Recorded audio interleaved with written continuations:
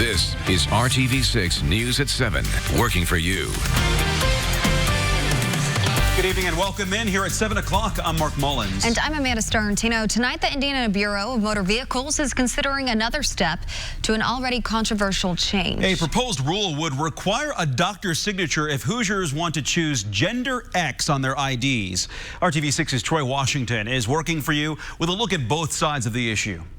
It wasn't too long ago the gender X option didn't exist on licenses in Indiana, but now that it does, it could take some extra steps to add it. When I go into the BMV and say I'm female, nobody says, well, where's your doctor's note? Chris Paulson is the CEO of Indiana Youth Group. She's talking about the proposed rule that would require signed forms from a doctor to earn the X on an ID. She says people shouldn't have to jump through loops just to get to use the option. If you identify as non-binary, your identification should be able to say that. People are split on the issue, but supporters say the process shouldn't be harder to get a license just because a person identifies as gender X. Some of the rules are a little cumbersome for them to follow, especially if they live out in rural areas where they don't have access to healthcare providers that can write them the letter that they need. Douglas Hamilton says he's not against people identifying as they choose, but for him, it comes down to the integrity of a license. It brings up the question, is that the person truly identified by that ID? For him, accuracy is key. For Paulson, fairness is paramount. It's a controversial topic, to say the least. Working for you, Troy Washington, RTV6. And the proposed rule change was discussed at a public hearing this morning. You have until midnight. If you want to weigh in on the proposal via email, we have a link at our website, theindychannel.com. Investigators are trying to figure out how a woman's debit card numbers were skimmed somewhere in Zionsville. Lindsay Maldonado says her debit card was declined over the weekend, and when she checked the balance, her account was cleared out. She says her card was never lost, but she thinks someone stole her card information by using a skimmer. Officials can't say where that skimmer might have been located, but when Lindsay posted about the situation on Facebook, at least 7 other people from Zionsville said they also caught suspicious charges on their cards. Very surprised, just because it all happened like within a week or so of each other, so it makes you think that there's someone targeting like this area. Well, card skimmers are often found on gas pumps. Zionsville police say to make sure you always use well-lit gas stations and ATMs with security cameras, and use a credit card if you're concerned to avoid giving thieves access to your checking account. Police also recommend checking your account statements regularly. Since I know a lot of you will be traveling in the next couple days, just show you one of 2 different storms, but anywhere from Denver to around Minneapolis, St. Paul, and the northern Wisconsin, 5 to 10-inch snowfall headed that way tomorrow into Wednesday. For us, we'll see a developing storm system have its impact with rain and then strong winds. Wind gusts on Wednesday. That's when the high wind watch goes into effect. May approach 50 miles per hour or stronger in some spots. What a day today. 58 for the high. We had lots of sunshine around thanks to that south wind, and temperatures in a few spots still in the low 50s. Lafayette and Muncie, 50 in Bloomington. Indy down now to 49. Tomorrow, dry in the morning. Our rain chance increases in the afternoon. Temperatures mild once again, 56 with an increasing chance of showers in the afternoon. There they are around 1 o'clock, Wabash River. Then by 7, we see an expansion of the rain. We'll talk about thunderstorm potential and take a look at your Thanksgiving and the weekend coming up. A funeral will be held at the end of the week for a Southern Indiana high school football coach who suffered a stroke during a game in Indianapolis. The West Washington School Corporation says Coach Philip Bosman passed away this afternoon. He was taken to St. Vincent Hospital on the north side after his medical emergency during Friday's football game at Lutheran High School. He was expected to make a full recovery, but on Saturday he had complications that required brain surgery. The school corporation says Bosman was an organ donor instead of flowers. His family is asking for donations to the West Washington Athletic Department. And Bosman was the athletic director and head varsity football coach who spent 19 years with the school corporation. West Washington has been offering counseling to students and staff throughout the day. 2 paramedics and an ambulance driver were hurt in a serious crash in Blackford County. The ambulance hit the back of a tractor trailer while it was transporting a patient. The sheriff says the ambulance was trying to pass the semi when that crash happened. The patient did not sustain any additional injuries, and the driver of the truck was not hurt. Investigators are still looking into what led up to that crash. At least 3 people were hurt and crews are searching for any other victims after part of a building that's under construction collapsed in downtown Cincinnati. The group behind the project says the collapse happened when workers on the 7th floor were pouring concrete onto the 6th floor. Construction has been stopped while officials figure out what led to the collapse and whether the rest of the building is secure. And we're working to learn how many Indiana jobs might be affected by Cummins' plan to cut 2,000 positions. The engine-making company based in Columbus says it is reducing costs because of a decline in demand for its products. In a statement, a spokesperson for the company calls the move tough and disappointing. The cuts will likely be made by the end of March. Cummins employs 10,000 people in Indiana. The job cuts will take place across the company's worldwide operations. A traffic alert to watch out for in downtown Indy on or after December 2nd. Illinois Street will close between McCarty and South Streets. Citizens Energy Group will complete construction work on the lower Pogues Run Tunnel, which is part of the Dig Indy tunnel system, by the way. Citizens Energy says the closure will last until July. Detour signs will be in place to help you get around it. Today at the State House, Indiana farmers continued a tradition that's been going on since the 1940s. The Indiana State Poultry Association marked its donation of almost 100 tons of turkey, duck, and chicken products over the last year. Indiana is one of the top poultry producing states in the country, and the industry contributes more than $12 billion to the state economy. It's my honor to recognize you today for your generosity in a tradition dating back 72 years. You help feed the world, but truly it is your generosity, not just at this time of the year, but throughout the year, that really lifts up Hoosiers all over our state. The Poultry Association and the Department of Agriculture is working with Gleaners Food Bank to distribute the donated products to those in need. After 2 weeks of public hearings, Democrats could soon turn the process of impeachment over to the House Judiciary Committee. But sources tell ABC News that House investigators are still uncovering new evidence. ABC's Inez de la Cuartera explains. Senior-level White House sources telling ABC News an ongoing internal review of why aid to Ukraine was temporarily withheld is showing many conversations among top-level aides who raised questions about whether the delay was legal. Sources adding the investigation is, for now, focused on the relationship between Acting Chief of Staff Mick Mulvaney and the Office of Management and Budget, which he also heads. Do you know Secretary Spencer for President? Yes, I do. Yes, of course. House Democrats still haven't been able to speak to key witnesses like Mulvaney after the White House blocked them from cooperating. But investigators are still pushing on with their inquiry. We're not willing to simply allow them to wait us out, to stall this proceeding when the facts are already overwhelming. The House Intelligence Committee obtaining new audio and video recordings and photos of President Trump's personal attorney, Rudy Giuliani, and the president himself. It's unclear what the images show, but they were handed over to lawmakers after Lev Parnas was subpoenaed. Parnas is one of Rudy Giuliani's indicted associates who is being accused of violating campaign finance laws. I've seen things written like, he's going to throw me under the bus. Right. When they say that, I say, he isn't, but I have insurance. I think that maybe the press isn't treating Rudy very well, and I think that's unfair.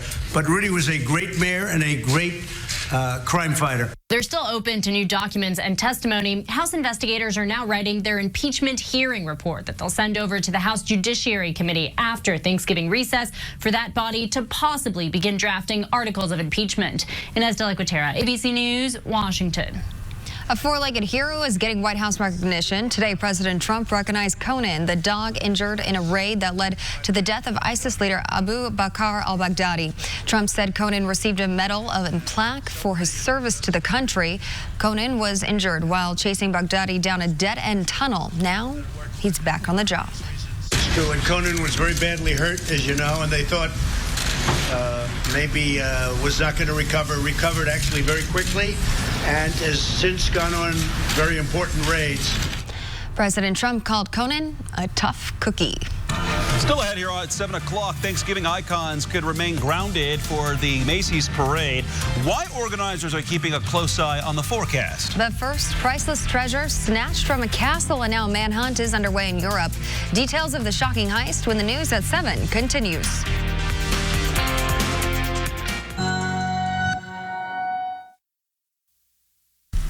Welcome back to the news at 7. Tonight, a manhunt is underway in Europe for the thieves behind a dramatic heist from a German castle. They got away with one of Europe's largest collections of treasures.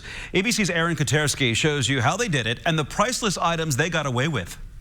It's one of the most brazen thefts in history. Thieves in Germany pulled off a massive heist, breaking into the historic Green Vault in Dresden, considered by some to be the world's oldest museum and home to one of the largest collections of treasures in Europe.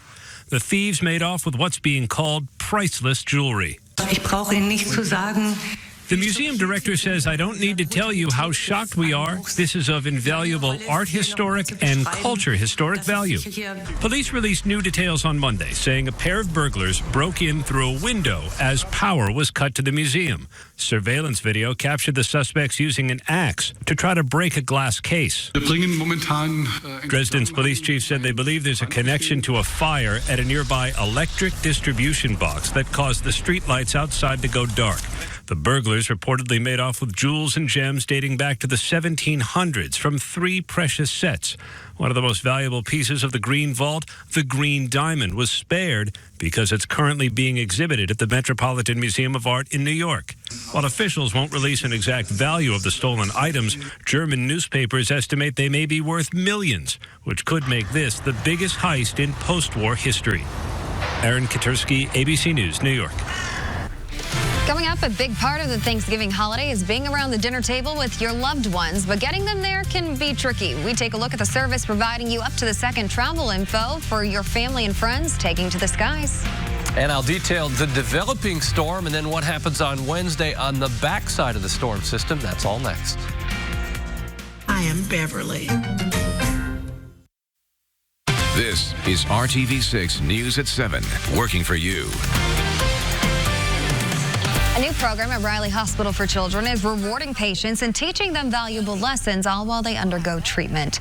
Riley patients who are on dialysis spend 12 hours of their week hooked up to a machine, missing out on time with friends and at school. So Kelly Clevenger, a teacher at Riley, started the Kidney Cash program in September. Participants earn fake money by doing their homework, listening to doctors, and being nice to nurses and their fellow patients.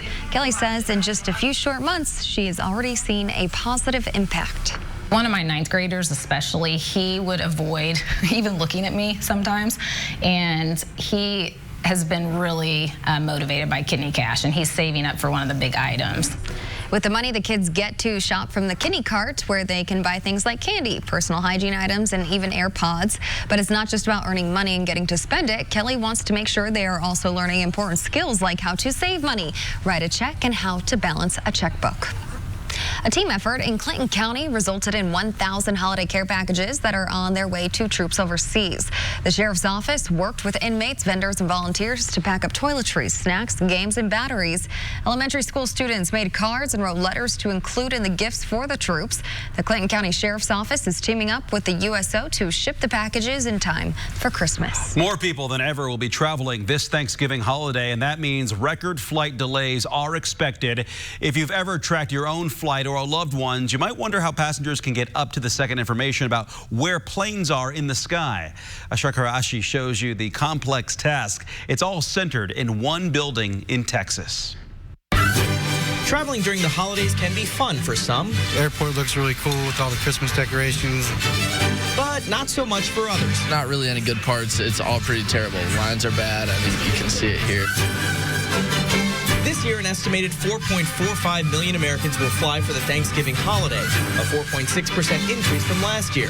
I try to plan accordingly, to be honest, so I try to avoid all the traffic, but I just don't know. Knowing what's happening with air traffic at any given moment in time is half the battle. Well, there's an app for that. And the information is aggregated here in Houston. Welcome to the headquarters of FlightAware. If you're on the go, we have a great app. Sharon Goodenough is the Director of Data Solutions for FlightAware. The Houston-based company is the world's largest flight tracking and data platform, with over 10 million people using the web and mobile application each month. We're tracking over 160 unique aircraft all around the world.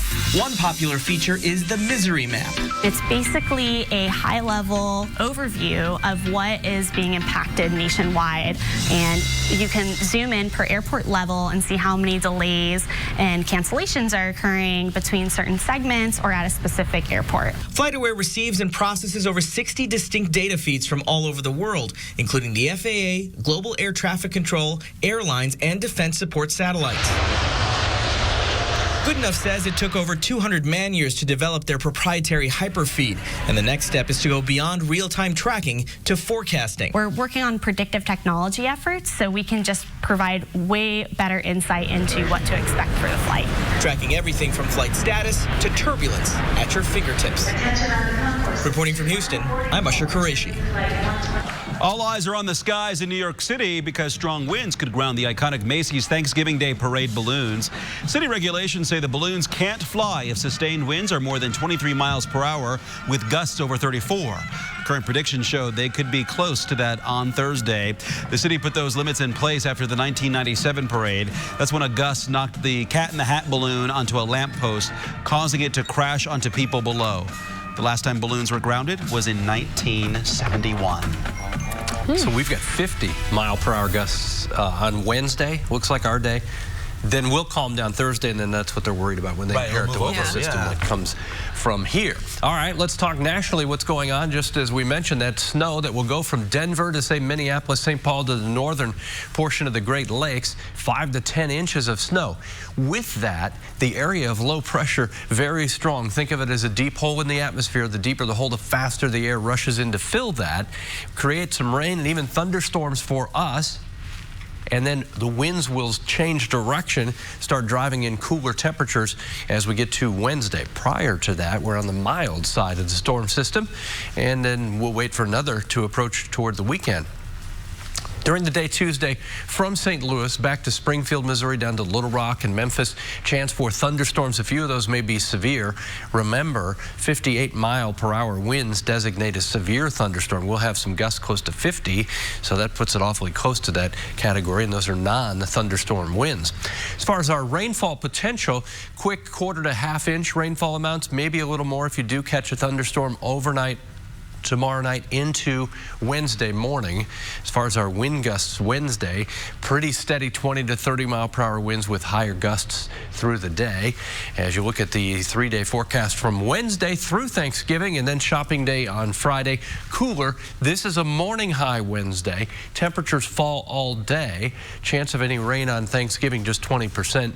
40% chance we'll see some showers on Friday. Another mild day tomorrow. The rain chances will increase in the afternoon. We made it to 58 today. We'll be competitive with that tomorrow afternoon. Just a matter of the timing of the rain. 1 o'clock in the afternoon, western Indiana. By 7, you begin to see more widespread light rain in central Indiana. Then overnight, I stopped this at 3 a.m. It's possible the wind and some lightning and thunder wake you up in the overnight hours into Wednesday morning. That will move away and set the stage for our falling temperatures and increasing wind speed on Wednesday. Wednesday highlights 20 to 30 mile per hour steady wind. Those gusts will be higher. That's why the high wind watch. Wednesday temperatures warmest in the morning, coolest in the afternoon, and our rain chances are minimal. There's the storm system pulling away. It's got the snow in the UP of Michigan, Lake Superior, pushing into Ontario and northeast Canada. Thanksgiving forecast for us, 43 degrees, chance for any showers just 20%. When we go beyond into the weekend, temperatures come back up ahead of the next weather system. Saturday, 53 degrees, rain likely. Then on Sunday, 47 with a 40% chance of additional showers, maybe mixing with or changing to snow before it ends. Just a matter of whether the cold air catches it or not, because next Monday will be much colder, 36 for the high temperature. What has been a very abnormally cool November, we're getting a little break here. You got to thaw it out. You got to help it. Use it, just like the turkey. You got to let the turkey thaw out, and it's getting help. Thanks, Kevin. We'll be right back. Barrington Jewels. In about half an hour here on RTV6, the finale of this season's Dancing with the Stars competition. 3 women and 1 man will be vying for that coveted Mirror Ball trophy. It's Hannah Brown, Lauren Elena, Allie Brooke, and Kel Mitchell.